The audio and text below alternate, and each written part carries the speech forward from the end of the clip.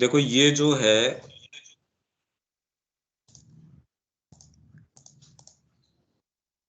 Basically इसका reference, क्योंकि ये तो एक सिलेक्शन है, ये है मदर का 4th वॉल्यूम, पेज 362 363 से कंटिन्यू कर रहा है ये योग एंड द, ये टाइटल तो अपन ने दिया योग and the subtleties of ego.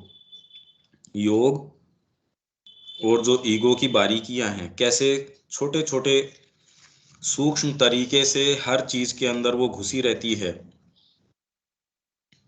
ये एक्चुअल में एक इस तरीके का विषय है, अब कितना हम इसके अंदर जा पाएंगे देखते हैं, पर इसका बैकग्राउंड जो है वो मैं बता देता हूं। इसमें अपन ने जो छोड़ा था वो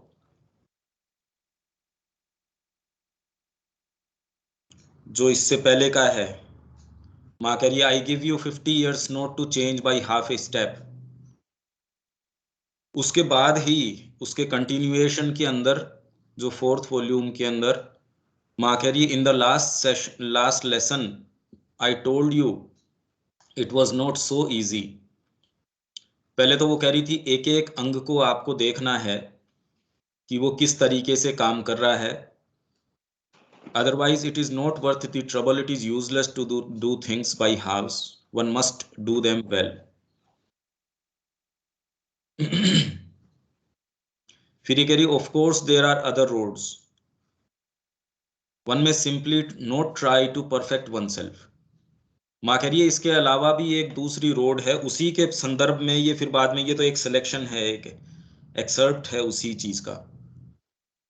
One may try to forget oneself in an ever more absorbing work, that is, do what one does as a consecration to the divine, altogether disinterestedly, but with a plenitude, a self-giving, a total self-forgetfulness, no longer thinking about oneself, but what one is doing. माँ कह रही है एक दूसरा रास्ता भी है कि अपने आप को कर्म के अंदर इस तरीके से नियुक्त कर देना, पर विथ कॉन्सिक्रेशन के साथ, all together disinterestedly, but with a plenitude, a self giving, a total self forgetfulness, no longer thinking about oneself but about what one is doing. इसी प्रसंग के अंदर माँ फिर आगे ये कह रही है कि जैसे कोई राइटर है, कोई जिम्नास्ट है, ये सारे अपना काम करते समय अगर काम के विषय में या पूर्णतः काम ही बन जाएं, अपना जो कर्म वो कर रहे हैं उसको ही करें और उसी में डूब जाएं, तो ही वो उस कर्म को सही तरीके से कर सकते हैं। फिर वो जैसे एक एग्जांपल दे रही है, take someone who is writing a book for instance, if he looks at himself writing the book, you can't imagine how dull the book will become. It smells immediately of the small human personality which is there and it loses all its value. तो writer हुआ कोई भी व्यक्ति, जो भी वो कर्म कर रहा है, अगर उसमें पूर्णतः अपने आप को खो नहीं देता, उसके अंदर पूरी तरह से डूब नहीं जाता, तब तक उसकी कृति जो है उसमें जो एक खुशबू जो ओरिजिनलिटी की है वो नहीं आनी चाहिए, क्योंकि बार बार व्यक्ति अपने आप को संभालता है, मैं इसमें कैसे लिख रहा हूं, मैं ये कर रहा हूं, मैं ये कर रहा हूं। When a painter paints a picture, if he observes himself painting the picture will never be good. It will always be a kind of projection of the painter's personality. It will be without life, without force, without beauty. And if all of a sudden he becomes the thing he wants to express, if he becomes the brushes, the painting, the canvas, the subject, the image, the colors, the value, the whole thing, and is entirely inside it and lives it, he will make something magnificent.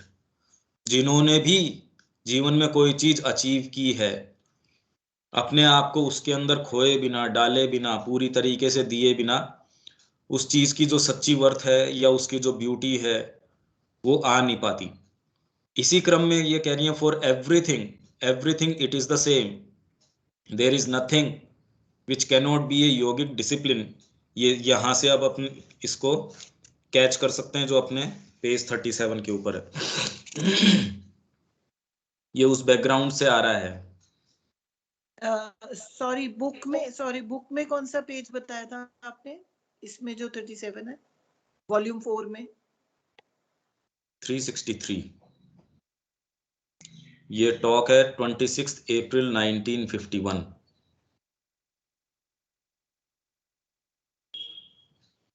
इससे आपको reference उसका जो background है वो मिल जाता है। अब माँ कह रही है there is nothing which cannot be a yogic discipline if one does it properly. ऐसी कोई चीज नहीं है जो योगिक अभ्यास न बन सकती हो यदि उसको सही तरीके से किया जाए।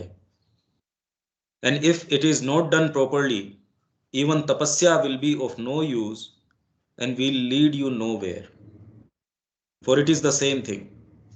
If you do your tapasya all the time observing yourself doing it and telling yourself, वही बात आ गई कि तपस्या करते समय भी आप सभी समय अपने आप को ऑब्जर्व करते रहो और ये देखो, am I making any progress, is this going to be better, am I going to succeed? Then it is your ego, you know, which becomes more and more enormous and occupies the whole space, and there is no room for anything else.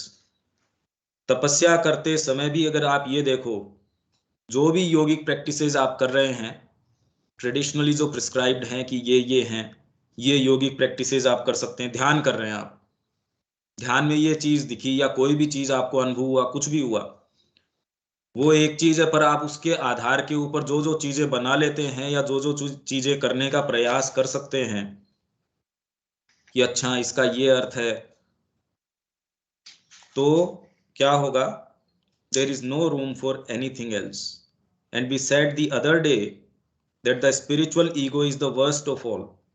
आध्यात्मिक अहम जो है वो तो सबसे ही खराब चीज है, सबसे नुकसानदायक चीज है। For it is all together unconscious of its inferiority, क्योंकि उसको अपनी इंफीरियोरिटी, अपना जो दो भद्दापन, जो छोटापन अपना जो है, वो उसके विषय में कभी सचेत हो ही नहीं सकती। It is convinced it is something very superior if not absolutely divine. उसको तो ये लगता है कि मैं कितनी सुपीरियर हूं, वो ईगो को। There we are when you are at school. अब स्कूल क्यों? क्योंकि जिस परिप्रेक्ष्य में जो माँ जिनकी क्लास ले रही हैं, जिस संदर्भ के अंदर ये पैसेज आया है, जिस कॉन्टेक्स्ट में ये आया है, तो वहां उनको बोल रही है when you are at school या जिस भी काम में आप हैं, you must become the concentration. तुम एक ऐसा कॉन्सेंट्रेशन, एक ऐसा संकेंद्रीकरण, which tries to catch what the teacher is saying or the thought which enters you and the knowledge you are given। आप ठीक वो विषय, वो विचार, वो ही बन जाए, कहने का मतलब है आप इतना कॉन्सेंट्रेटेड हों। That is what you must be. You must not think of yourself but only of what you want to learn, and you will see that your capacities will immediately be doubled. और आपकी क्षमताएं तुरंत ही double क्या, काफी गुना, अनंत गुना तक भी बढ़ जाएंगी, क्योंकि उसका प्रभाव हो सकता है वो डबल हो जाए, पर द फैक्ट कि आप ये कर पाते हैं अपने आप में ये प्रूव करता है कि आपकी चेतना में, आपकी साइकोलॉजी में कोई ऐसी चीज एस्टेब्लिश हुई है जो ये काम कर पाती है। उसका प्रभाव कितना होता है, वो तो बार कितना दिख रहा है, वो सेकेंडरी है, पर आप ये पोइज ले पाते हो और आप ये कर पाते हो तो खाली एक ही चीज में थोड़ी कर पाओगे, वो तो जीवन के अंग प्रत्यंग में हर चीज में आप कर पाएंगे। तो इसका जो प्रभाव है वो फंडामेंटल है, मूलभूत प्रभाव है अगर हम ये कर पाए। What gives most the feeling of inferiority. और जो ये फीलिंग ऑफ इंफीरियोरिटी देती सबसे ज्यादा, ऐसी कौन सी चीज है जो ये फीलिंग देती है? of limitation, smallness, importance is always this turning back upon oneself. बार बार अपने आप को किसी परिप्रेक्ष्य में रख के देखना, मैं ऐसा कर रहा हूं, ओहो इसको तो इतनी अच्छी चीज आ रही है, मैं ऐसे। हर चीज के अंदर आप देखेंगे कि बार बार जैसे ही आप अपनी ओर मुड़ते हैं, चाहे अच्छे रूप में मुड़ते हैं, किसी भी रूप में जब आप अपनी ओर निहारते हैं उस काम की बजाय, तो ये आपको feeling of inferiority, limitation, smallness, importance, निशक्तता, आप में कोई शक्ति नहीं है, आप बहुत छोटे हैं, आप सीमित हैं, इंफीरियर हैं, ये सारी फीलिंग कौन देता है? ये आदत बार बार अपनी ओर मुड़ने की, हर चीज के अंदर अपनी ओर निहारने की।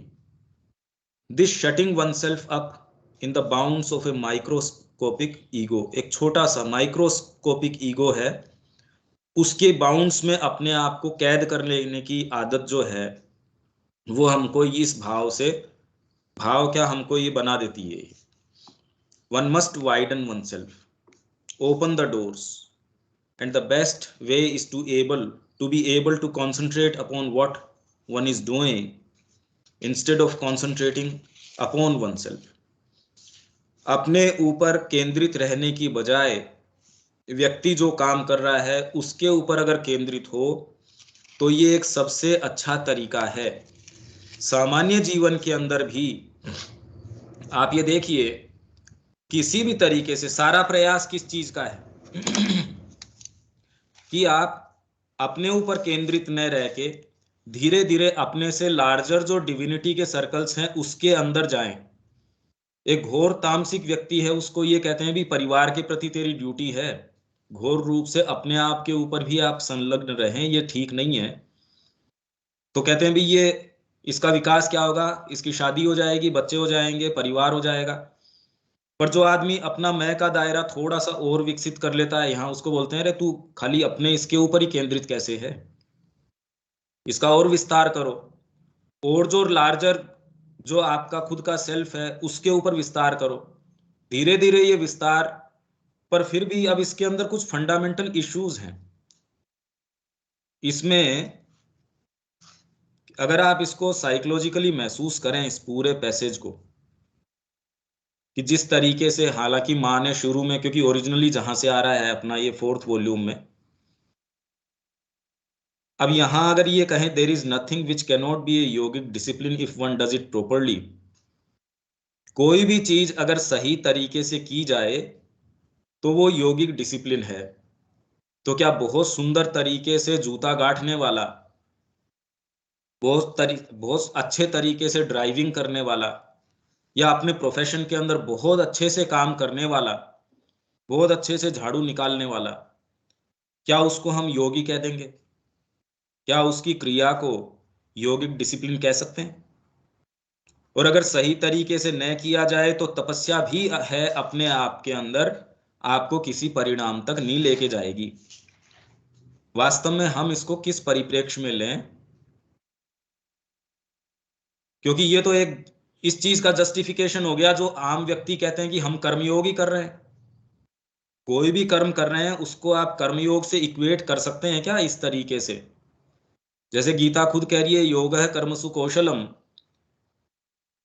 तो उसको कैसे इंटरप्रेट करें? क्या जो ये कह रहे हैं कि बहुत अच्छे तरीके से आपने कोई काम किया, वो तो आप मीडिया में या आज देख ही रहे हैं किस तरीके से लोग जो कितना परफेक्टली एग्जीक्यूट करते हैं सारी चीज को।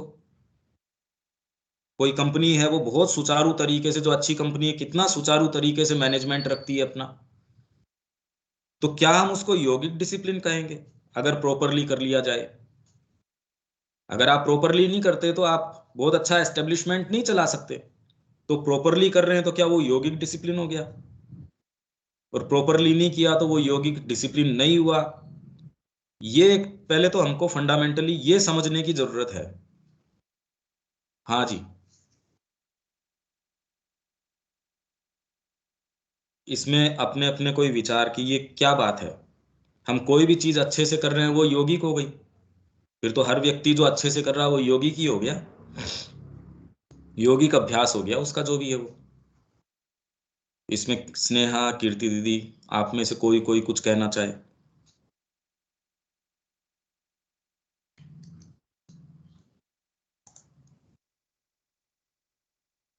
भैया इस लाइन में तो सबसे पहले जो माँ बोल रही हैं तो इसमें प्रॉपरली का अर्थ समझना पड़ेगा कि वो प्रॉपरली क्या क्या इंक्लूड करता है। नहीं सिर्फ परफेक्ट बाहर नहीं, वो ये कह रही हैं कि जैसे आप पेंटिंग कर रहे हैं, पेंटिंग करते टाइम अगर बार बार आप ये देखते हैं कि देखो मैं ब्रश से मैं कितना अच्छा कर रही हूँ, पहले मैं ऐसा करती थी।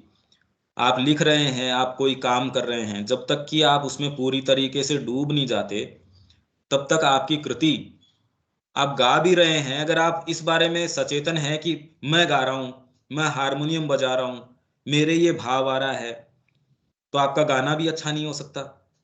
आप कोई पुस्तक लिख रहे हैं, पढ़ रहे हैं, कोई भी काम कर रहे हैं प्रॉपरली, मतलब आपकी कैपेसिटी के हिसाब से पूरा उसके अंदर आप डूब के कर रहे हैं।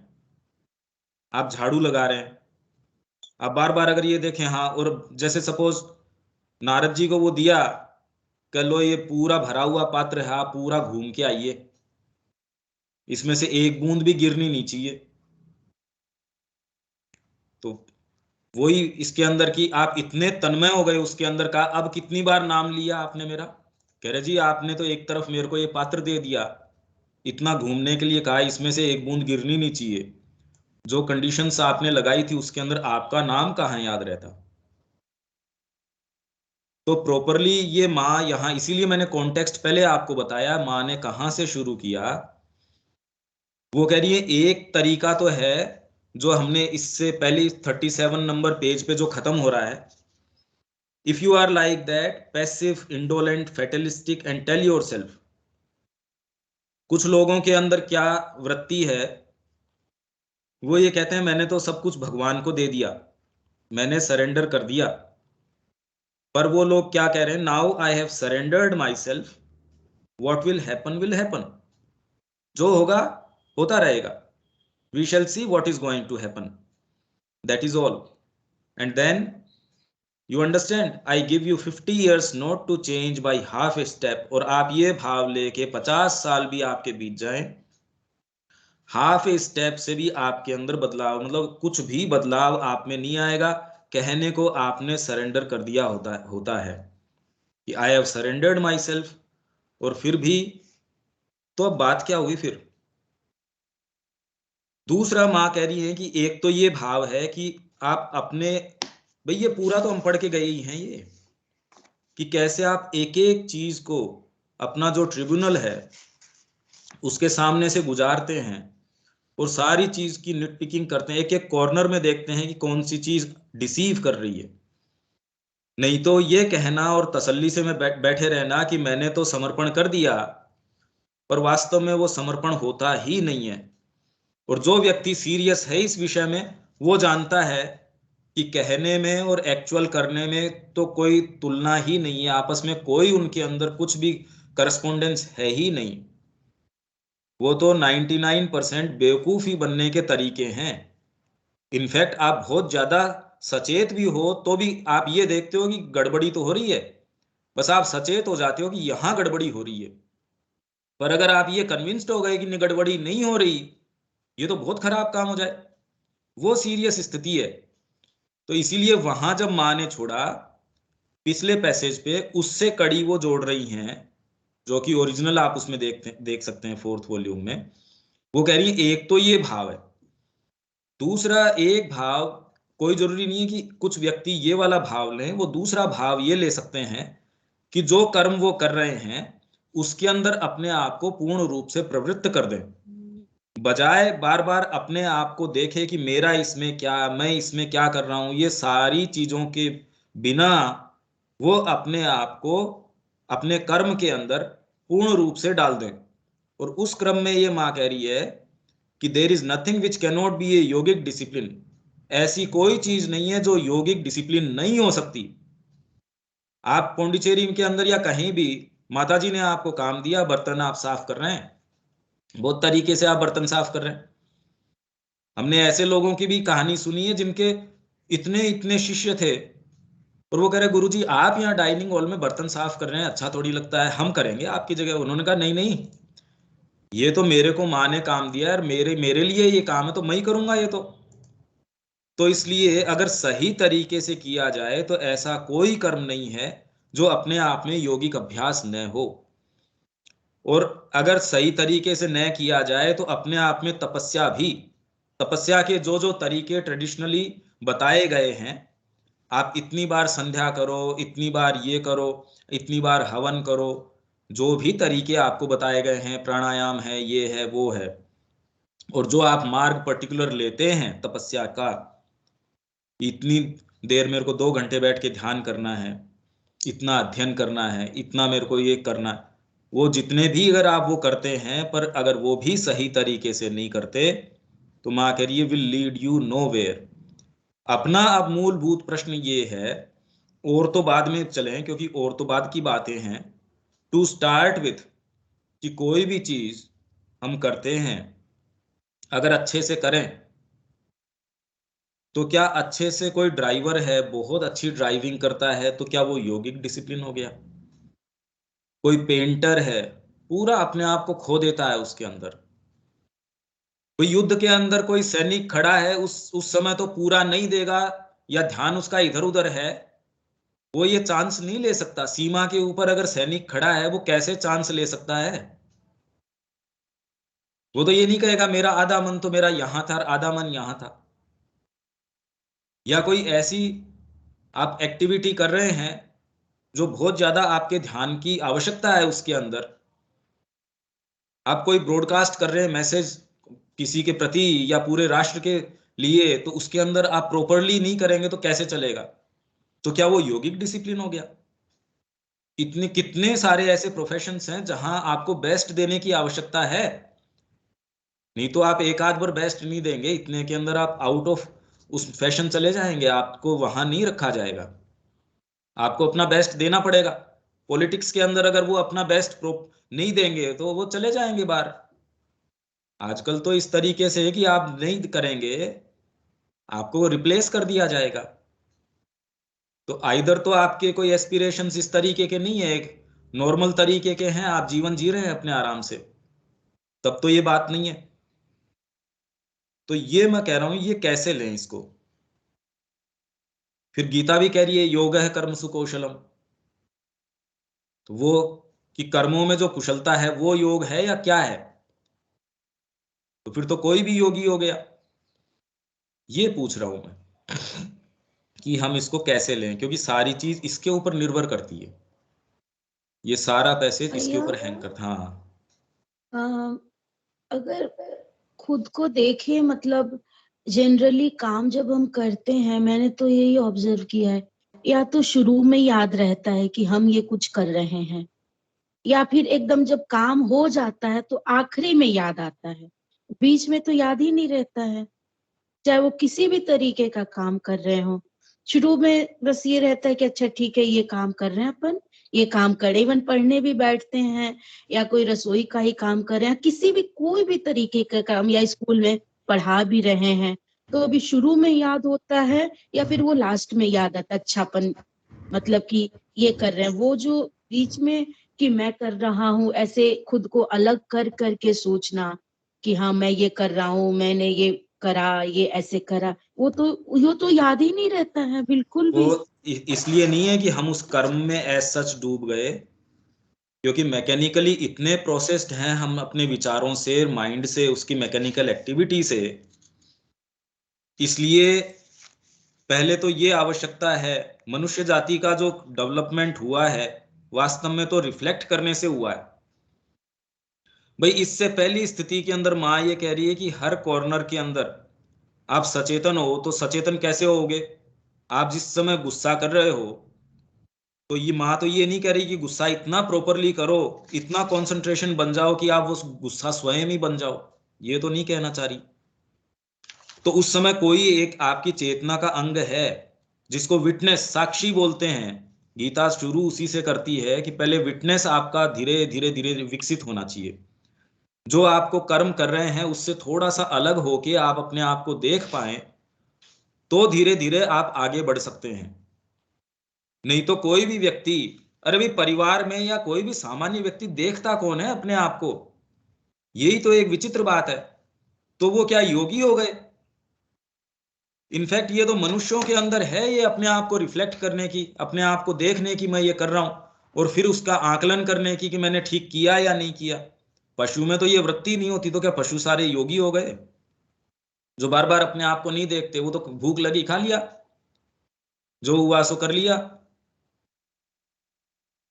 इसलिए अगर इतनी सहज बात होती तो माँ को ये कहने की क्या आवश्यकता थी? ऐसा कॉमन ट्रूथ थोड़ी है ये, ऐसी क्या विशेषता है? यही तो बात निकल के आ रही है इसमें कि भैया हम कर्ता भाव से दृष्टा भाव में जब हम आके काम करें तभी वो योगिक कर्म होगा।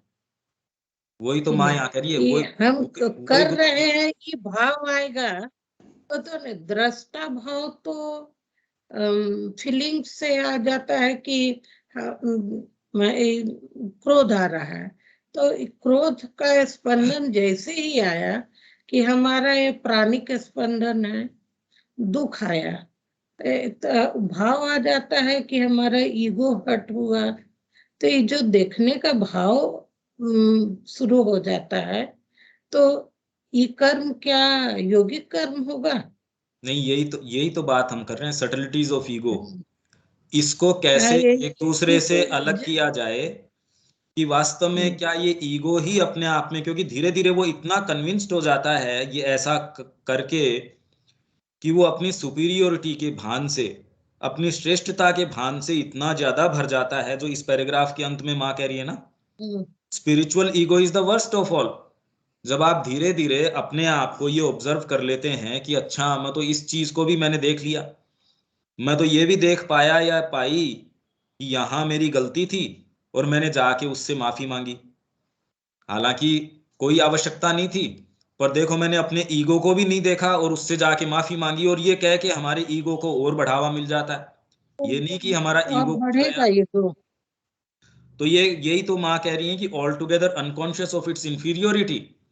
हम तो इस मुद्दे को समझना चाह रहे हैं कि फिर माँ कह किसको रही है योगिक डिसिप्लिन, हम तो बात ही दूसरी कर रहे हैं।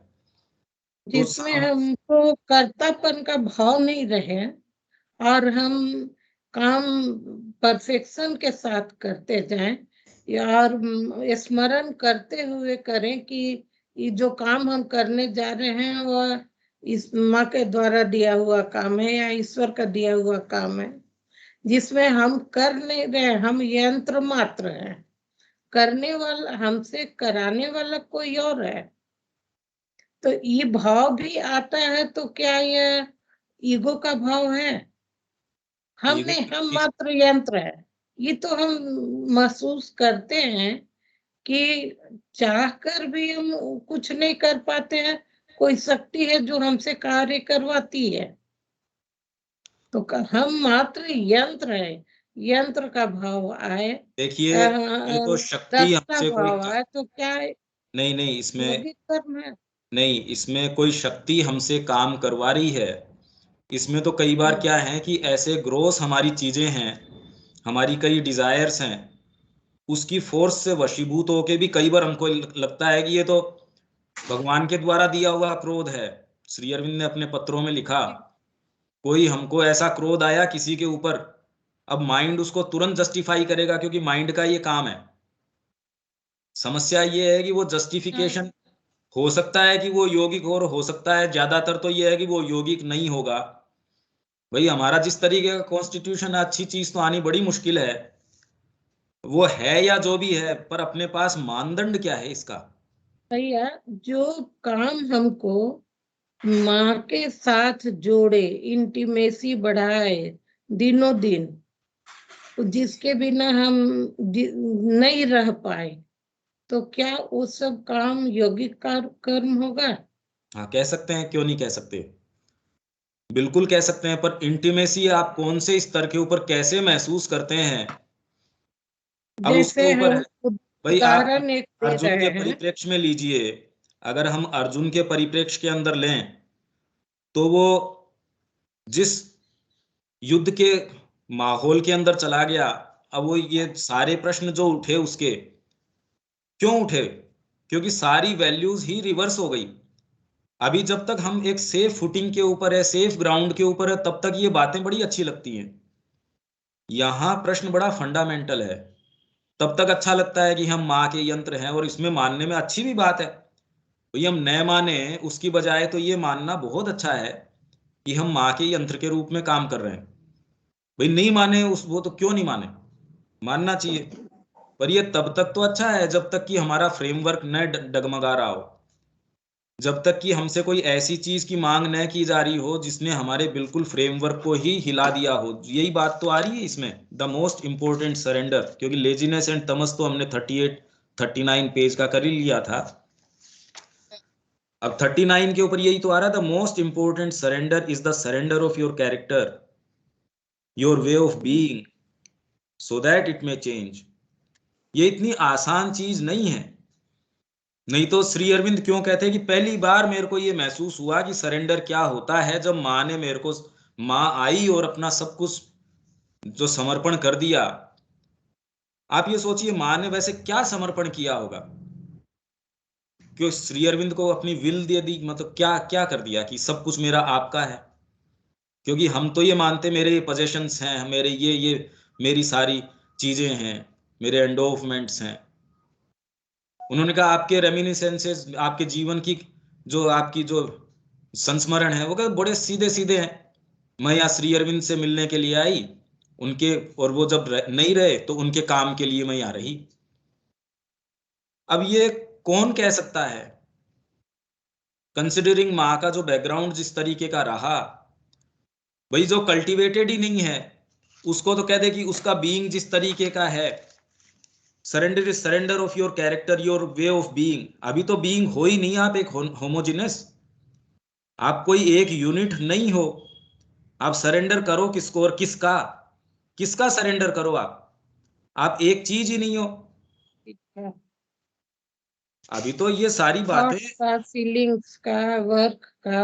हाँ हाँ ये ठीक है। अरे भाई ये तो, इससे ज्यादा अच्छी अच्छी बातें तो लोग कर ही रहे हैं।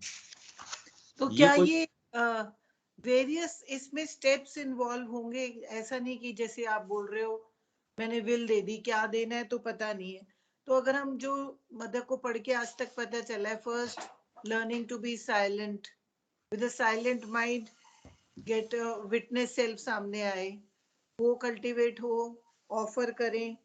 और उसके बाद जैसे कि उनकी लाइंस हैं, concentrate not on your self on the task with all these, ये जो सारी बताए हैं, silent mind, witness self and offering, ये सारे प्रोसेसेस। मतलब मैं प्रोसेस सोच रही हूँ क्या होगा जैसे आप बता रहे हैं ना। नहीं मैं खाली ये एक इम्प्रेस अपॉन करना चाह रहा हूं। देखिए कोई भी चीज का पर्सपेक्टिव या उसकी प्लेस, जब मेरे को एक वाइडर पिक्चर हो, सही गलत का अपने आप में कोई चीज सही गलत नहीं है।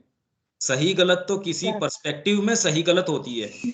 तो योगिक जो है, आपका फंडामेंटल एटीट्यूड क्या है, उसके ऊपर निर्भर करता है कि अब ये काम योगिक है या नहीं है। तो अब ये, क्योंकि कोई वर्क अपने आप में आप अच्छे से कर रहे हैं, कितने जो रेस्टोरेंट के अंदर है इतना अच्छा कुक है, डेली कंसिस्टेंटली इतना अच्छा खाना बनाता है, बहुत अच्छा खाना बनाता है। अगर वो अच्छा नहीं बनाएगा उसका होटल दूसरे दिन बंद हो जाएगा। तो क्या हम उसको योगिक डिसिप्लिन का नाम दे सकते हैं? और दूसरा व्यक्ति वो साधक है, कंसिस्टेंटली रोज सही खाना नहीं बना रहा, तो उसको अपनी प्रक्रिया को और परफेक्ट करने की आवश्यकता तो है। पर दोनों में अंतर है। एक जना बहुत अच्छा खाना बना रहा है होटल के अंदर, और एक दूसरा माँ के लिए उसने अपना जीवन दे दिया, कोशिश कर रहा है अच्छा खाना बनाने की, बढ़िया खाना नहीं बना पा रहा। तो जो प्रॉपरली बना रहा है क्या उसको योगिक डिसिप्लिन का नाम दे देंगे? तो पहले तो ये सारी चर्चा का परिप्रेक्ष्य जब तक हम इसके ऊपर हैंग करता है, योगिक डिसिप्लिन मतलब किसको कहें, इस चीज को जब तक हम नहीं कहें या इसको नहीं समझे, तब तक तो ये बेसिक समस्या ये रह जाती है कि, और यही एक प्रॉब्लम होती है, काम अपना बहुत अच्छे से करो। इवन जैसे माँ का वो कहा हुआ है, do your work as best as you can, पर साथ में ये भी तो कह रही है keep always open towards me, मेरे प्रति अपने आप को खुला रखो, तुम्हारे से वो दूसरे काम होंगे ही नहीं। नहीं। तो अपन तो क्या है कि जो अपने को कन्वीनियंट होता है उतनी उतनी तो उठा लेते हैं। अपन फिलहाल इसके ऊपर जा रहे हैं कि ये योगिक डिसिप्लिन पहले तो योगिक एटीट्यूड के बिना आ नहीं सकता। आप कैसे यौगिक डिसिप्लिन करेंगे जब तक एटीट्यूड आपका यौगिक नहीं है। और यौगिक का मतलब क्या हुआ, जब तक कि फंडामेंटली हमारा ये शिफ्ट नहीं हुआ है कि मैं अपना जीवन, मेरा चिंतन, मेरा कर्म, मेरा जो कुछ भी है वो माँ के निहित है। और ये एक ऐसा मूवमेंट है जो जब तक नहीं आता तब तक तो हम कैसे बताएं। और वंस वो जो आ गया, अब उसकी ईगो की सटलिटीज किस तरीके से धीरे धीरे कम होगी। भाई आप इस फंडामेंटल इसके अंदर भी आ गए तो सारे भाग थोड़ी कोई परिवर्तित हो गए। वो तो अभी भी ध्यान करेंगे तो वापस ये देखेंगे मेरे को इस ध्यान से क्या फायदा हो रहा है, उसको उसके भी रिटर्न चाहिए, मेरे को इससे शांति मिल रही है, इससे मेरे को ये सुखद अनुभव हो रहा है। इसीलिए मां ने कहा कि अंतिम जो इवन मुक्ति है उसकी चाह भी छोड़ दो। हम कहते हाँ हमने छोड़ दिया, अरे तुमको पता ही नहीं वो कैसी लगती है, वो अनुभव कितना कितना ज्यादा फुलफिलिंग होता है ये हमको पता नहीं। इसलिए जब तक हमको इस चीज का पता नहीं तब तक हम ये कोशिश करें कि हाँ हमको इसका फेंटेस्ट अनुभव भी है। पहले तो यही हम इसके ऊपर थोड़ा सा कोशिश कर रहे हैं कि फंडामेंटली ये जो है जब तक शिफ्ट हमारी साइकोलॉजी में हमारे अंदर से ये शिफ्ट नहीं होता तब तक ये चीज नहीं हो सकती, तब तक ये हो नहीं सकती। जैसे हाँ जी भैया हम लोग माँ बोलती उनका है कि let thy will be done. हम यदि कहते हैं let thy will be done और हमारा कोई प्रतिकूल परिस्थिति आ जाती है और हम व्याकुल हो जाते हैं तो दाई विल बी डन तो नहीं हुआ। जब हम उसको छोड़ दिए कि माँ जो करे वही माँ की इच्छा पूरी हो, तो चाहे वो हमारे सामने अनुकूल परिस्थिति लाए या प्रतिकूल परिस्थिति लाए, हमको सम स्थिति में रहना। यदि हम सम स्थिति में रहते हैं तो हम इस मार्ग में बढ़ रहे हैं। जैसे एक उदाहरण, हम सुबह ही माँ का राधा प्रेयर करते थे, पढ़े थे और दोपहर में अचानक मेरी बहन के डेथ का खबर मिला, एक्सीडेंटल डेथ का। तो हम एक बार माँ से प्रश्न करने लगे कि माँ हम सुबह बोले कि let thy will be done, तो ये तो तुम्हारी इच्छा से वो तुम्हारे पास गई है, तो यहाँ हमको विचलित तो नहीं होना चाहिए।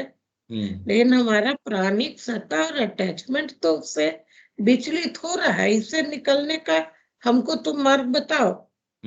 और उस समय जो हमारा प्रेयर था कि जैसे तुम हमको संभाली, हमारे मदर फादर के जाने के बाद तुम उसकी बच्ची को हम तुम्हारे हाथ में सौंप रहे हैं, अब उसको तुम देखो। तो हमारा उस समय सबसे हमारे अंदर द्वंद्व चल रहा था, लेकिन हम 2-3 घटना ऐसा लाइफ में देख चुके जहां माँ पर प्रश्न उठाए कि आगे क्या होगा, तो उनका कुछ न कुछ ऐसा ही इशारा मिला कि देख रहे कि देख तो वही रही है, कर तो वही रही है। तो हमको फिर दूसरा से बोलने और पूछने से लगता है कि जो माँ कर रही है सो ठीक कर रही है, तत्काल में नहीं पता चलता है, लेकिन बाद में उसका प्लानिंग क्यों हुआ इसका पता चलता है। नहीं ये अच्छी बात है, पर कोई आवश्यकता नहीं है, और इस तरीके से हम ले पाए ये भी कोई आवश्यकता नहीं है, क्योंकि माँ की क्रिया जो है इतनी हमारी बुद्धि से परे है। इनफैक्ट वास्तव में अगर गंभीर तरीके से वो करती है तो आप तो हो सकता है हमेशा ही इस असमंजस में रहें। जैसे श्री अरविंद ने कहा, उनका अफोरिज्म है कि मैं सोच के जाता हूं कि ये बात बोलूंगा और मुंह कोई दूसरी चीज बोलता है और बुद्धि उसको देख के डगमगाती है और वो कांपती है कि ये क्या हुआ। तो माँ ने उसकी अफोरिज्म की जो एक्सप्लेनेशन दी, माँ ने कहा कि सामान्यतः आम व्यक्ति के साथ ये होता है कि बुद्धि के तरीके से वो सोच के जाता है और लोअर पार्ट्स बीच में आके उसको बिगाड़ देते हैं और ये देख के बुद्धि ट्रेम्बल करती है। पर श्री अरविंद के साथ ऐसा नहीं था। बुद्धि एक चीज सोचती है, हायर पावर्स आके उसके अंदर इन्वेड करके और वो दूसरी चीज कर लेते हैं, इसलिए बुद्धि सोचती है अरे ये क्या हुआ। क्योंकि बुद्धि से नीचे भी आपकी क्रियाएं हैं और बुद्धि के ऊपर भी क्रियाएं हैं। समस्या इस चीज की नहीं चल रही, हम फोकस करना चाह रहे हैं इसके ऊपर। क्या कोई भी कर्म हम करें, अगर उसको सुंदरता से किया जाए, अच्छे तरीके से, प्रॉपर तरीके से, क्योंकि और दूसरे विषयों में जाने से तो देखिए जो इसका लाभ है इस पे तो और बहुत तरीके, हर जने के अपने अपने उदाहरण हैं, क्योंकि सबका अपना जीवन है और जितना ही वो साइकोलॉजिकली अवेक रहा है उतने ही वो उदाहरण दे सकता है। अभी तो हमको इस पे फोकस होना चाहिए, इस लाइन के ऊपर, विच कैनॉट बी योगिक डिसिप्लिन। कोई भी ऐसी चीज नहीं है जो योगिक डिसिप्लिन नहीं हो सकती अगर उसको सही तरीके से किया जाए। आप झाड़ू लगा रहे हैं, वो एक योगिक अभ्यास, एक योगिक साधना हो सकती है, और अगर सही तरीके से नहीं किया जाए तो योगिक अभ्यास, या आप प्रॉपर तरीके से ध्यान कर रहे हैं, चिंतन कर रहे हैं, भजन कर रहे हैं, माला जप रहे हैं, या जो भी आप काम कर रहे हैं, इवन हवन भी कर रहे हैं, तो भी वो आपको कहीं भी नहीं लेके जाएगी। अपने को शार्पली इसी पे फोकस करना है, नहीं तो अपना समय चला जाएगा और इसका जो वास्तव में अर्थ है वो अपन नहीं उसके अंदर जा पाएंगे।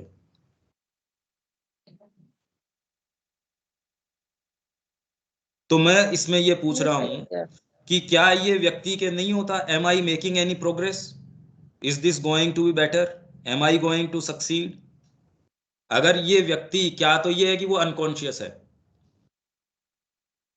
अगर अनकॉन्शियस नहीं है तो कौन ऐसा व्यक्ति है जो अपने कर्म का आकलन नहीं करता होगा।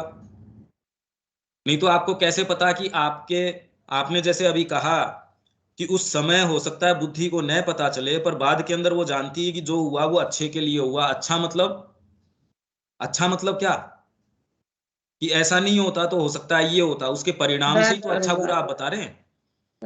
तो वही बात है कि इसमें ये कह रहे हैं, am I making any progress, क्या मैं इससे प्रोग्रेस कर रहा हूं, क्या मैं इससे बेटर हो रहा हूं, क्या मैं इससे सफल हो रहा हूं। तो इससे बाहर कहां जा रहे हैं हम। अगर ऐसा कोई व्यक्ति नहीं करता होगा तो फिर हम ये क्लास भी जो कर रहे हैं, अगर इसमें कल हम जैसे थे, आज अगर हमने उन्नति न की होगी, दूसरे कहते हम तो पहले दिन थे वैसे के वैसे आज हैं, तो हम कहते फायदा क्या हुआ। इनफैक्ट ऊपर ही माँ कह रही है कि 50 साल भी तुम कर लो इस सरेंडर के भाव से तो भी आधे स्टेप तुम आगे नहीं चलोगे। तो फिर ये तो दोनों कॉन्ट्राडिक्टरी तरीके की बातें हो गई। अगर आपके पास रिकॉन्साइलिंग कोई चीज न हो तो ये तो एक से दूसरी विपरीत बात हो गई। तो एक पेज के अंतर से ही माँ बिल्कुल अलग बात कर रही है क्या। तो माँ कह रही है अगर आप अपने आप को पैसिवली यूं छोड़ दो और ये कहो कि मैंने सरेंडर कर दिया, तो I give you 50 years not to change by half a step. और यहां ये कह रही हैं कि बार बार अगर आप ये देखते हैं, am I making any progress, is this going to be better, am I going to succeed, then it is your ego which becomes more and more enormous. तो ये तो खाली आपका ईगो ही है जो बार बार इनॉर्मस होता जाता है। तो कीर्ति दी इसको कैसे अपन, क्योंकि ये बातें तो एक ही जगह से आ रही हैं, इसको हम कैसे रिकॉन्साइल करें, उसी पे सारा ये रहस्य हमारा पहले तो डिपेंड कर रहा है। मुझे जो थोड़ा बहुत समझ आ रहा है वो ये आ रहा है कि काम कोई भी करें मगर उसमें यौगिक डिसिप्लिन से करना है।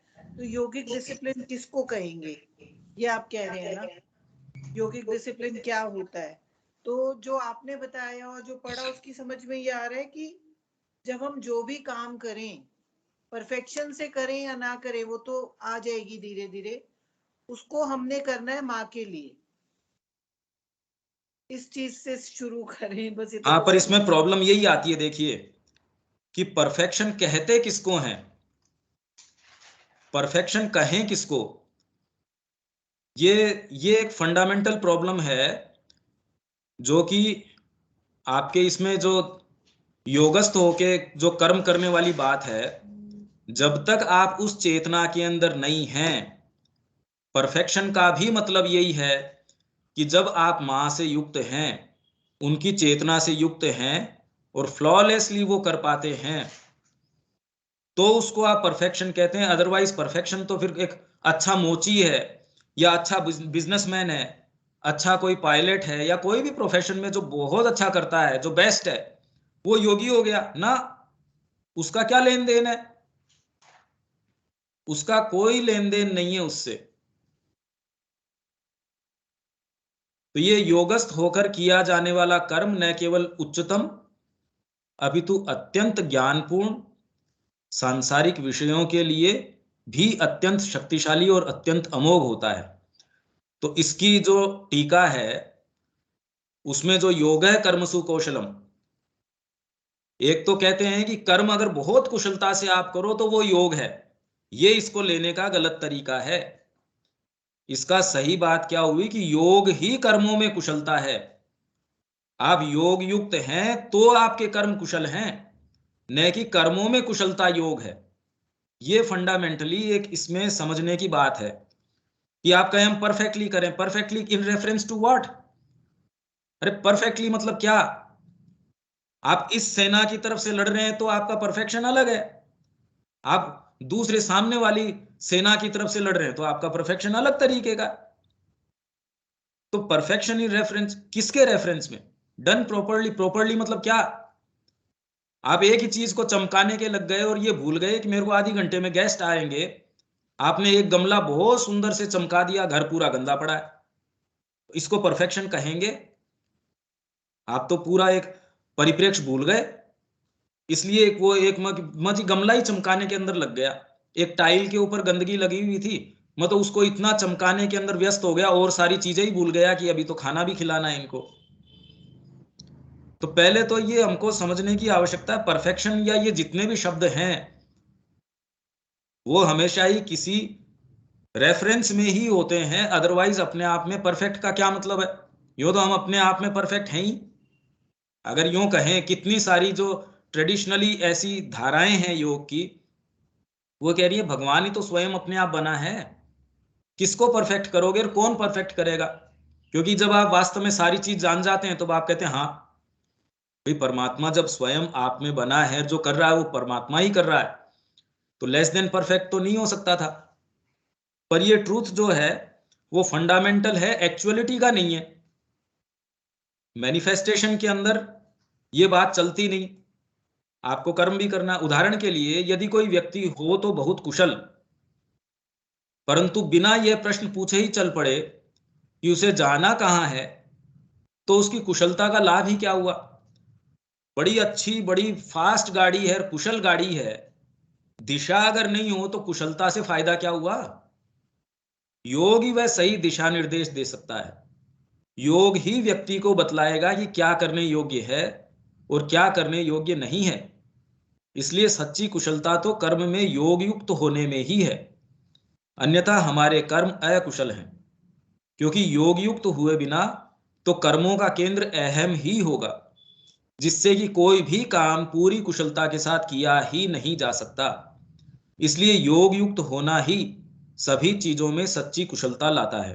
ये अपनी गीता जो है, जो अपनी कमेंट्री है, उसके ऊपर पेज 99 वॉल्यूम 1 के अंदर ये बात है, और भी इसमें अपन ने इसको एलेबोरेट किया है। तो किसी भी हालात के अंदर अगर आपने अपना स्टैंड पॉइंट चेंज नहीं किया है फंडामेंटली कि मैं मां के निहित ही या अपने गुरु के निहित अपना जीवन जीऊंगा, आपकी बाहरी प्रकृति कोई एक दिन में थोड़ी बदल जाती है। हो सकता है आपने ये फंडामेंटल चेंज न किया और आप बहुत कल्टीवेटेड है, आप अपने आप को ऑब्जर्व करते हैं। मनुष्य जाति इसीलिए आगे बढ़ी क्योंकि वो अपने आप को देखती है, वो अपनी गलतियों से सीखती है, वो सारी चीजें ऑब्जर्व करती है, इसीलिए तो आगे गई। पर उसको यौगिक थोड़ी कहते हैं। उसको आप प्रोग्रेशन कह सकते हैं, उसको आप एवोल्यूशन कह सकते हैं, कल्टीवेशन कह सकते हैं, कुछ भी कह सकते हैं, यौगिक तो नहीं कह सकते। योग बेसिकली उस प्रक्रिया का ये हुआ कि आप जो केंद्र है आपका, फंडामेंटली जब तक ये केंद्र आपका मूव होके चीजों को अपने रेफरेंस से देखने की बजाय आप बार बार इस व्यू को रिप्लेस करते हैं कि मेरा जीवन मां के लिए है, और ये सोचने से नहीं होता। ये खाली सोच लेने से थोड़ी कोई, आप कितनी दूर जा सकते हैं खाली ये सोच लेने भर से? ये तो जब तक ये एक फंडामेंटल शिफ्ट आपकी चेतना में नहीं होता और जिसका कोई बाहरी कारण ऐसा सच नहीं होता, आप ये सरेंडर, आपका वे ऑफ बीइंग क्यों चेंज करेंगे और किस आधार पे चेंज करेंगे, जो ये मां कह रही है। तो इसी तरीके से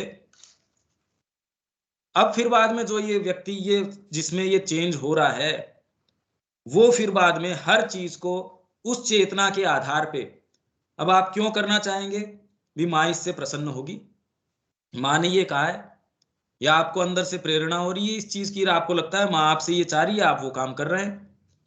और जितना ही आप उसको परफेक्टली, और परफेक्टली मतलब क्या, इन रेफरेंस टू व्हाट, कि ये मेरे को मां ये कह रही है भी इतना इस समय ये करना जरूरी है। आपने पहली क्लास के बच्चे को परफेक्टली पढ़ा दिया, पर परफेक्टली मतलब जितना उस समय है उतना ही तो। फिर बाद में दूसरे, अगर आप ये देखेंगे, अगर ये शिफ्ट नहीं हुआ है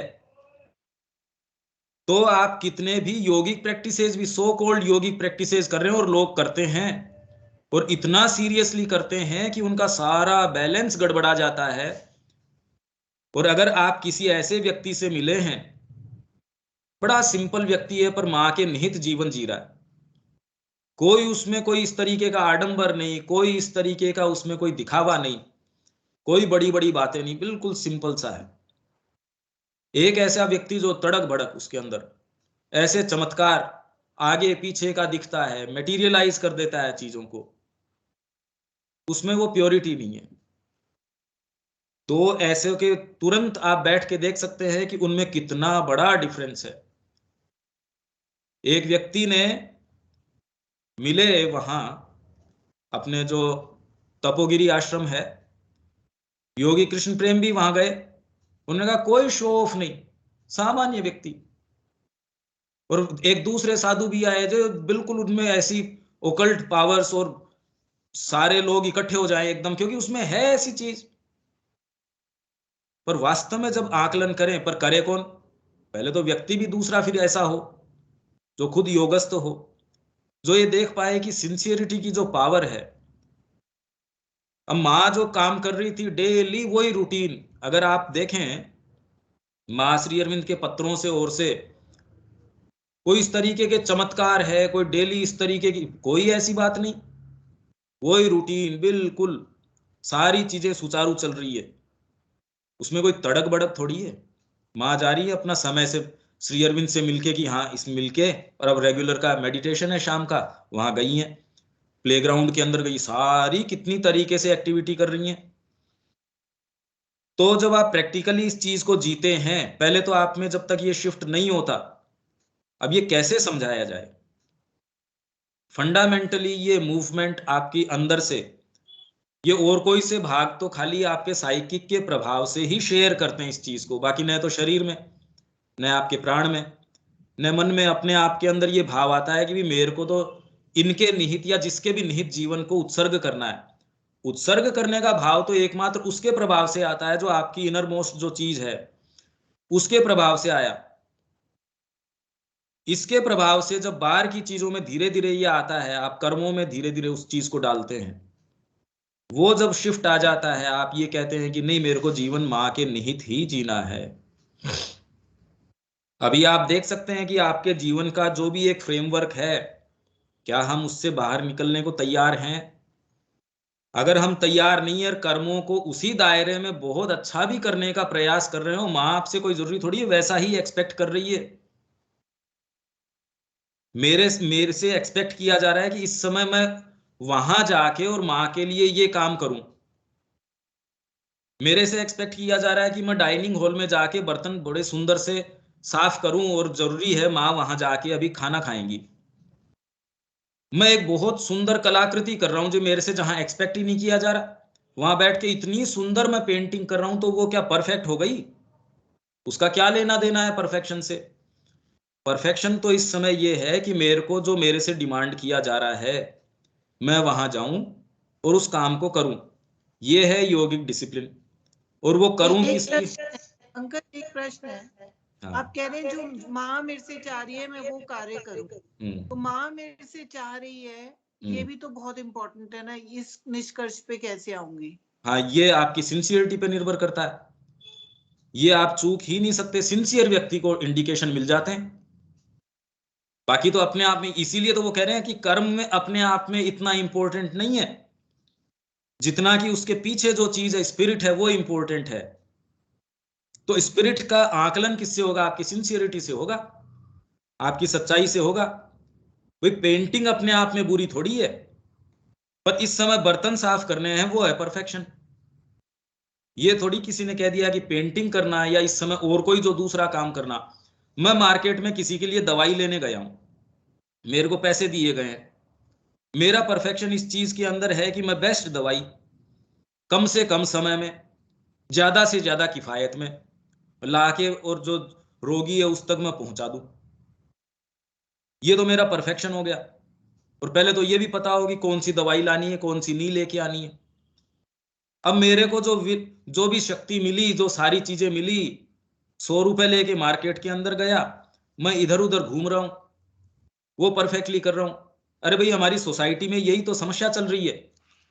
हम एक्टिविटीज को माँ का काम मान बैठे, जो भी सोसाइटी चला रहे हैं। ये कहने में मेरे को कोई दिक्कत नहीं है, इनफैक्ट हमको ये रियलिटी चेक सारों को करना चाहिए। हमने इस समय ये ध्यान ऑर्गेनाइज किया, हमने ये एक्टिविटी करी, और हम उसकी रिपोर्ट जनरेट कर रहे हैं कि हमने ये एक्टिविटीज करी। हो सकता है ये एक्टिविटीज आपने उस भाव से करी, ठीक है, और हो सकता है और आप 1000 एक्टिविटीज भी करें, पर आप अपना आग्रह देख सकते हैं कि वास्तव में क्या वो एक्टिविटी के लिए एक्टिविटी हो रही है, माँ के लिए हो रही है, क्या है। जो एक साधक है, चंपकलाल जी सुबह से लेके रात तक माचिस भी उनकी काम में ली हुई, वो तीली भी संभाल के रखी। अपने आप में तीली का महत्व तो अब हो गया भाई, अपने आप में मैच स्टिक आपने आज तक कितनी जलाई होंगी, पर अगर ये कह दिया कि भगवान ने इसको टच की हुई है, देखो कितना महत्व हो जाता है। तो इंपॉर्टेंस उस तीली का अपने आप में है या नहीं है, उसके साथ जो चीज जुड़ी है उसका है। तो वो जो एक तीली भी संभाल के रख रहे थे, वो कि माँ इतनी बजे आई श्री अरविंद के रूप में, उसको उन्होंने नोट कर लिया अपनी डायरी में। ये सारी यौगिक चीज हो सकती है, पर आप ये कहें कि ये यौगिक डिसिप्लिन है, आप कल से डायरी लिखो कि ये आदमी कितनी बजे आता है, तो आप कहो यार ये कौन सा यौगिक डिसिप्लिन हो गया। तो वो सारी एक्टिविटीज यौगिक डिसिप्लिन के दायरे में आ सकती हैं अगर उसके पीछे की स्पिरिट वो हो, फंडामेंटली ये शिफ्ट आपकी चेतना में आ गया हो, तो हर एक चीज। और उसमें ये थोड़ी है कि वो वैसे ही रहते थे। देखो आप, इनकी जो टॉक्स है, इवनिंग टॉक्स है, या जितनी भी इनके जो आपके आते हैं, उसमें सारी बातें करते थे, वो हंसी मजाक भी करते थे। मतलब ऐसी कौन सी चीज है, ऐसा कौन सा भाव है जो ह्यूमन बीइंग में होता है और वो वहां एक्सप्रेस न होता हो, तो वो सामान्य व्यक्ति थोड़ी हो जाते थे। वो क्रियाएं कैसी हो जाती थी? कौन सी चीज है जो एक साधक को साधक बनाती है और वही क्रियाएं करते हुए किसी सामान्य व्यक्ति को सामान्य व्यक्ति बनाती है? ये एक शिफ्ट ऑफ एटीट्यूड है फंडामेंटली। वो कहां से, और वो कहां से एटीट्यूड कोई बाहर से तो आता नहीं, वो तो अंदर से आता है। तो अंदर से जब एक बार आपको ये महसूस हो गया, तो गीता यही कहती है कि ऐसा कोई पाप योनि भी है, कोई ऐसा भी है, तो भी वो महात्मा मानने योग्य है, अगर उसके अंदर ये भाव आ गया कि एकमात्र परमात्मा ही वरेण्य है। आपका बर्थ कोई इंपॉर्टेंस नहीं रखता, आप किस अवस्था में कोई इंपॉर्टेंस नहीं रखता। आप नैष्ठिक ब्रह्मचारी हैं, आप ब्राह्मण हैं, आप स्कूल से आते हैं, वो सब सेकेंडरी हैं। आपको जो एलिजिबिलिटी किस चीज से मिलती है, ये भाव कि आई बिलोंग टू मदर।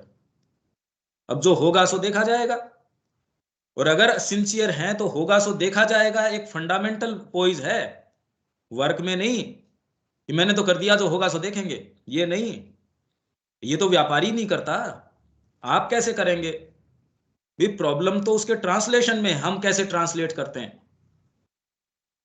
जो ऊपर वाली लाइन भी जो माँ ने कही, उसका समस्या तो ट्रांसलेशन के अंदर है। तो योगिक डिसिप्लिन की जो बात कर रहे हैं, वो कर्मों से आप ये नहीं कह सकते। ये एक शिफ्ट है। मैं तो खाली बस इतनी ही बात, आगे नहीं जा रहा। मैं तो कह रहा हूं जब तक हम ये नहीं समझते, तब तक इसको लेने का बड़ा गड़बड़ तरीका है। फिर तो आप मूवी देख रहे हैं, बहुत एनग्रोश तरीके से देख रहे हैं, पता ही नहीं चला 3 घंटे कहाँ चले गए, और आप रो रहे हैं, और आपको आप तो दूसरी बार भी देख रहे हैं उसको, आपको यही नहीं पता अच्छा दिन हो गया, तो वो क्या योगिक एक्टिविटी होगी फिल्म देखना? या जिसमें भी आप बड़े गंभीर उसमें डूब के कोई चीज कर रहे हैं तो वो योगिक एक्टिविटी हो गई। तो फिर तो सारे लोग जो पशु के रूप में जीवन जी रहे हैं कभी रिफ्लेक्ट ही नहीं करते, वो तो सारे ही योगी हो गए, और खाली योगी हैं जो गड़बड़ हो गए, क्योंकि वो हर क्षण हर चीज के अंदर रिफ्लेक्ट करती है कोई चीज, उनके अंदर कोई विटनेसिंग एस्पेक्ट है, वो बार बार देखता करूं नहीं करूं, तो सबसे गड़बड़ तो हो गया योगी। और सबसे अच्छे योगी हो गए सामान्य व्यक्ति, या जो एकदम ही एनग्रोस्ड है पशु के नजदीक है वो हो गए योगी। ऐसा नहीं है ये। इसका हम गलत अर्थ तो कोई भी व्यक्ति बड़ा सामान्य तरीके से इसका गलत अर्थ लगा सकता है। हाँ जी कीर्ति दीदी। बस अब इस चीज को समझना है ना, ये तो आपने कहा, अब जब इसको रीड नहीं करेंगे, इंटरनलाइज नहीं करेंगे, importance of yogic attitude, what is yogic attitude, ये सब अपने को खोल के समझना हो। बाकी ये शिफ्ट तो समझ में आ रहा है ना कि ये उसके बिना तो ये अगर हम गलत लाइट में रीड करेंगे ये हमको सही अर्थ नहीं समझ में आ सकता इसका। हाँ, नहीं वो तो आपने जो बताया क्लैरिटी थोड़ी थोड़ी आनी शुरू हो रही। क्लियर हुआ भैया। हाँ, इसके अंदर जब तक वो एटीट्यूड के अंदर, और दूसरे देखिए ऐसा है कि जब प्रैक्टिकली हम जीवन जीते हैं इसके अंदर, तब जाके हमको जो साहित्य में उसका वर्णन है वो भी बाद के अंदर जाके समझ में आता है कि अच्छा ये चीज ऐसे होती है। जब आप उस पथ पे चले होते हैं तब आपको थोड़ा बहुत उस पथ का वर्णन समझ में आता है। नहीं, आप ऐसे पथ का वर्णन पढ़ रहे हैं आपको पता ही नहीं,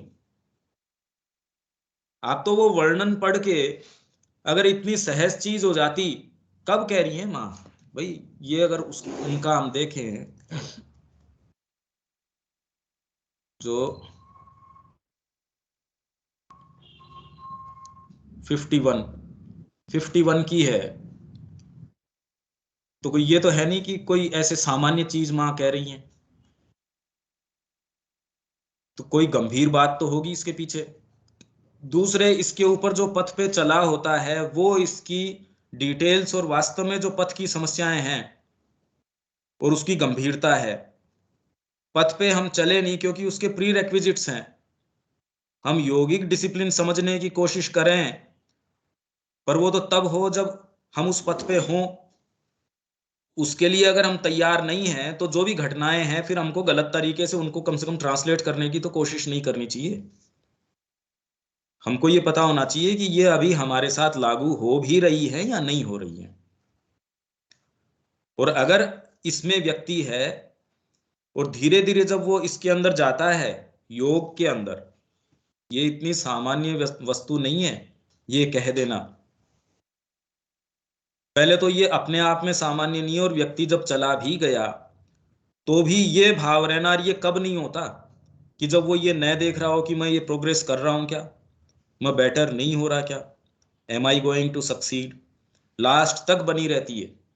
इसलिए माँ कह रही है कि अल्टीमेटली इवन मुक्ति का जो आपकी चाह है वो भी गिव अप कर देनी है। अब हम ये सोच के कर दें हाँ माँ मैं प्रे करता हूँ और मैं मुक्ति की भी चाह है आपके लिए मैं समर्पित करता हूँ, आपको पता ही नहीं मुक्ति किसको कहते हैं और उसका स्वाद क्या होता है। मैंने उस फल को चखा ही नहीं और मैं कहता हूँ ठीक है माँ कोई दिक्कत नहीं है, मैं उस फल को मैं छोड़ देता हूँ, इसीलिए पर आपके ऐसे कहने से चलता नहीं। आपको हर स्थिति से गुजारा जाता है, और अगर आप सिंसियर हैं तो बड़े तरीके से गुजारा जाता है। सिंसियर नहीं है तब तो खैर आप हर तरीके से अपने आप को बेवकूफ बना सकते हैं, किसी को कोई दिक्कत भी नहीं है। तो हम प्री मैच्योरली ये कहें और इन चीजों को अपने ऊपर लागू करने की कोशिश करें, मैं खाली इतना ही कहना चाह रहा हूं कि ये विचार बड़ा गंभीर है। और ये what gives most the feeling of inferiority, of limitation, smallness, importance is always this turning back upon oneself। बार बार आपको गहन कोई समाधि भी लग रही है, आपको कोई एक्सपीरियंस हो रहा है, आपको कोई ऐसी चीज भी आ रही है, ये तो हमने पीछे वाले उसमें भी पढ़ा था और इसके मैंने कुछ उदाहरण भी दिए थे। उसके अंदर भी आप उसका आनंद लेते हैं, आप भजन गा रहे हैं, उसके अंदर भी आप अगर थोड़े बहुत भी कॉन्शियस हैं तो आप तुरंत ये देखें अच्छा मेरे साथ ये हो रहा है, अच्छा मेरे साथ ये हो रहा है। और ये कब पता चलता है? कितने लोगों की हमने चीजें पढ़ी हैं। आप दिलीप कुमार रॉय का देखिए कि वो जब गाते थे, अब उसका जब वो वर्णन कर रहे हैं तो आइदर तो ये तो है नहीं कि वो कॉन्शियस नहीं थे गाते समय, कि वो बिल्कुल अचेत हो गए थे। अगर वो उसका वर्णन कर रहे हैं तो कोई पार्ट तो है जो उस चीज का साक्षित्व कर रहा है या देख रहा है। तो अपने गहन से गहन मोमेंट्स के अंदर भी व्यक्ति उसको देख रहा है, और देखने के साथ साथ व्यक्ति उसके अंदर रस लेता है। आप इवन कॉन्सिक्रेट भी करते हैं और उससे आपको जो प्रतिदान मिलता है, भी कॉन्सिक्रेट क्यों करते हैं आप? क्योंकि इतना आनंदमय है, इतना आनंददायी है। यहां आके समस्या आ जाती है। इसलिए जब आपको थोड़ा सा इसमें जाते हैं इतना आनंद आता है, पर आप वहीं जाके रुक जाते हैं। ये इतनी ज्यादा गंभीर चीज है। इसकी गंभीरता का छोटा सा मैं एक उदाहरण दूं, आप सोचें कि ये ऐसा नहीं है। मैं पढ़ रहा था, माँ एक उदाहरण दे रही थी, तो उसके अंदर उन्होंने कहा एक बार मैं टैगोर के साथ ध्यान कर रही थी, रविन्द्रनाथ टैगोर के साथ। तो उन्होंने कहा मेरे को निर्वाण की अनुभूति है। तो माँ ने कहा अच्छा। तो वो साथ में ध्यान करने लगे, तो कहा कि मैं फॉलो कर रही थी उनके ध्यान को। भाई ये तो माँ ही कह सकती है, हम तो जानते भी नहीं इसका अर्थ क्या होता होगा। तो खाली अपने वो जो माइंड है उससे थोड़ा सा उसकी ग्रिप से पीछे चले गए, और उसी अवस्था के अंदर माँ ने कहा मैं इंतजार करती रही कि और चलो आगे चलो आगे चलो आगे चलो। वो उस स्थिति के अंदर जाके बस रुक गए और कहते हैं हाँ ये रहा ये निर्वाण। अब हम तो इस बात को समझते ही नहीं। माँ ने कहा उसी स्थिति को तो वो निर्वाण समझते हैं। आज जब हमको ये कहे कि मैं निर्वाण की भी इच्छा छोड़ता हूं, हम नहीं समझते इस टर्मिनोलॉजी को। तो ऐसी स्थिति के अंदर भी जब हमको, पहली बात तो हम ये ऐसी में है ही नहीं, अगर हो तो भी बीइंग के अंदर, अरे भाई आज कुछ है नहीं तो ही हमारा ईगो इतना ज्यादा पफ्ड अप है हमारी छोटी छोटी चीजों से। हम अपनी गलतियों को स्वीकार करने के बाद भी एक पार्ट ऐसा है जो इस चीज से खुश होता है कि मैं मेरी गलतियां स्वीकार रहा हूं, और उससे ये भान हो जाता है पता नहीं मैं तो कितना सुपीरियर हूं। दूसरे तो अपनी गलती को स्वीकार ही नहीं कर रहे। इस उदाहरण से आपको ये पता लगना चाहिए कि जो जो लेवल्स हैं, जो स्तर हैं, जो बातें हैं, वो बहुत ज्यादा प्रोफाउंड, बहुत ज्यादा गंभीर है। जो जो विस्तार है इसका, इस जगत का, वो हम कल्पना भी कर सकें, हमारी उच्चतम कल्पना भी है। वो वैसी है जैसे वो योगी कृष्ण प्रेम कह रहे हैं ना, जैसे कोई मुर्गे ने हल्का सा कोई स्क्रैच किया हो ग्राउंड को, अब वो कितना स्क्रैच कर लेगा। उसको हम स्क्रैच करके जो हमारे हाईएस्ट भी मनुष्य जाति के जो गहरे से गहरे या ऊंचे से ऊंचे जो है ना, वो वास्तव में जो सच्ची आध्यात्मिकता है उसके सामने वैसी हैं जो मुर्गे ने ग्राउंड को स्क्रैच किया हो। और वो करने के बाद हम बड़े खुश, और जो लोग स्क्रैच थोड़ा बहुत अगर किया है वो ये खुश हो जाते हैं हमने पता नहीं क्या कर लिया हो। तो एक्चुअल में ये जो बात माँ कह रही हैं, मैं तो खाली ये थोड़ा सा इसका परिप्रेक्ष्य ये देना चाह रहा हूं, या आगे भी आप पढ़ेंगे द मोस्ट इंपोर्टेंट सरेंडर, तो हम ले कैसे उसको। नहीं तो हर जना हम में से ये कह देगा हाँ हाँ ये सरेंडर तो हम कर ही चुके। ऐसा कौन सा है जो ये कर कि कौन ये मानना चाहेगा कि नहीं सरेंडर तो नहीं हुआ, या किसी न किसी भाग में नहीं भाई ये तो इतना तो हाँ मेरे अंदर हो ही गया। ऐसा कुछ नहीं है। जिन स्टेट्स की माँ यहाँ बात कर रही है उनकी तो पहले जो पूर्वापेक्षाएं हैं, जो प्री रेक्विजिट्स हैं, वो ही हम फुलफिल कर लें तो बहुत बड़ा है। जो एक्चुअल जो उसकी डिटेल या उसकी प्रक्रिया की बातें हैं वो तो बहुत ज्यादा परे की हैं।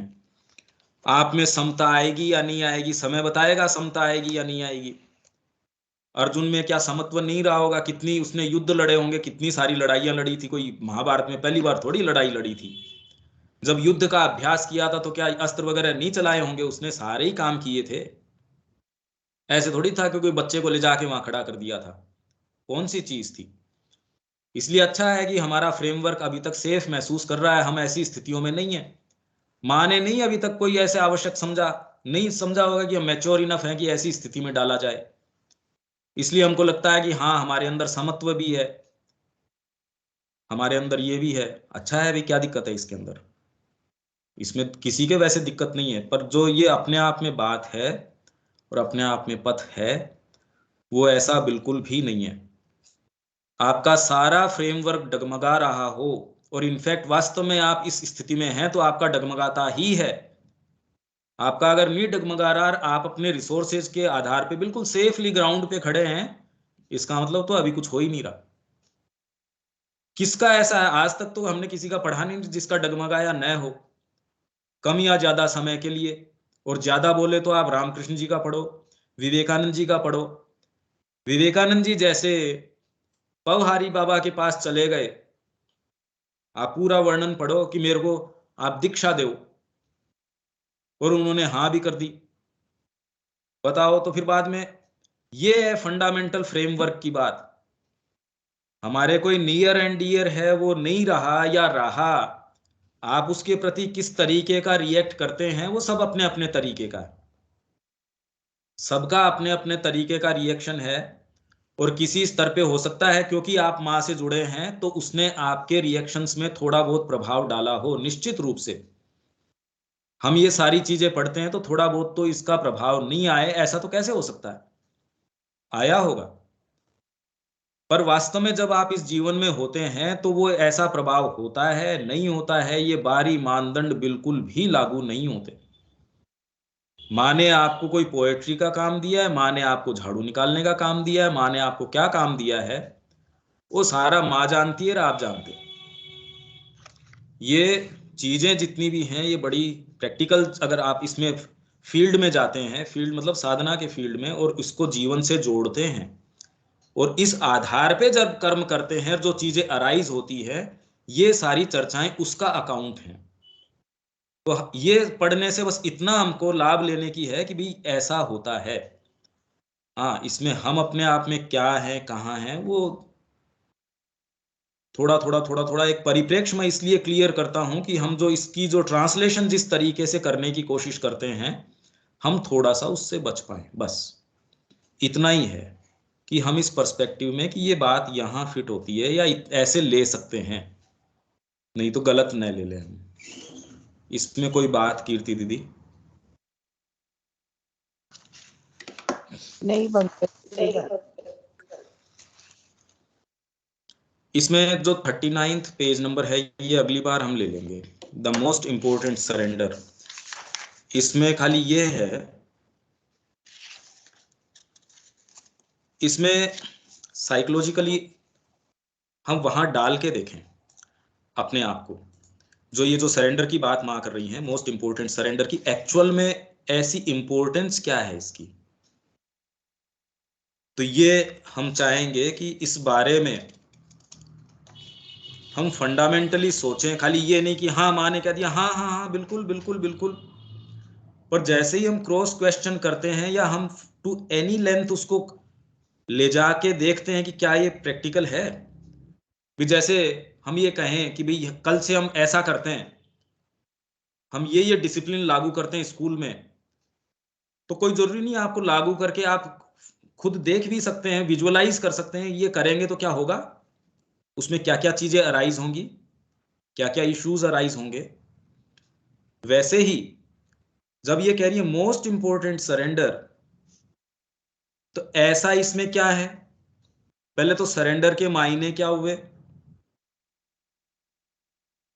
फिर कैरेक्टर, हमारा जो कैरेक्टर है उसको सरेंडर कर दें, क्या मतलब कैसे कर दें, योर वे ऑफ बीइंग, आप जैसे हैं वैसे नहीं रहेंगे तो कैसे रहेंगे, उसको समर्पित कर दिया तो क्या मतलब हुआ इसका, आप नहीं रहेंगे।